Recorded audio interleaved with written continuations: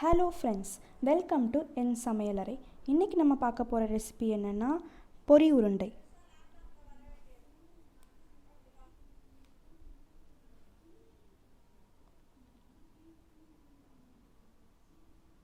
பொரி உருண்டை பண்ணுறதுக்கு 1 கப் வெல்லத்தை ஒரு அடிகனமான பாத்திரத்தில் ஆட் பண்ணிக்கலாம். ஆட் பண்ணிவிட்டு ஒரு 10 செகண்ட்ஸ் நல்லா கிண்டி விட்டுக்கலாம். 1 கப் வெல்லத்துக்கு அரை கப் தண்ணி ஆட் பண்ணியிருக்கேன். தண்ணி ஆட் பண்ணிவிட்டு நல்லா கலந்து விட்டே இருக்கலாம். இந்த வெல்லப்பாகு நல்லா திக் ஆகணும். அதுக்கு கிட்டத்தட்ட ஒரு 15லேருந்து 20 நிமிஷம் ஆகும். இப்போ ஒரு 5 நிமிஷத்துக்கு அப்புறமா கொஞ்சம் நல்லா திக்காக இருக்குது.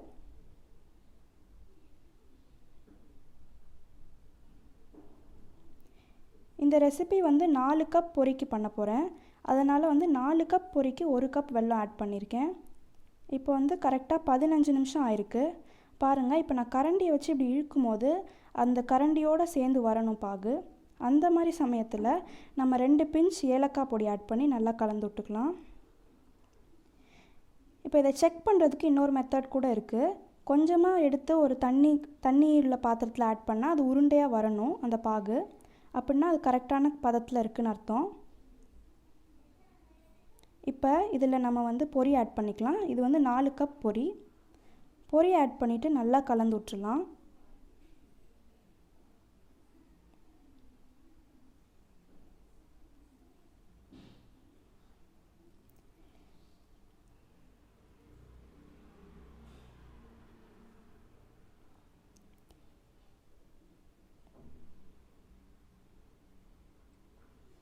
இந்த சூட்டோடே நம்ம உருண்டை பிடிக்கணும்.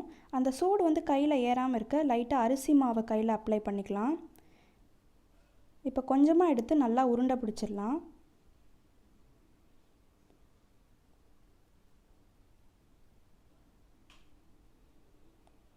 நம்ம சூடோடு இருக்கும்போது உருண்டை பிடிச்சாதான் வரும். இல்லைன்னா அந்த வெல்லம் இறுகி போயிடும், அப்புறம் வராது நமக்கு பால்.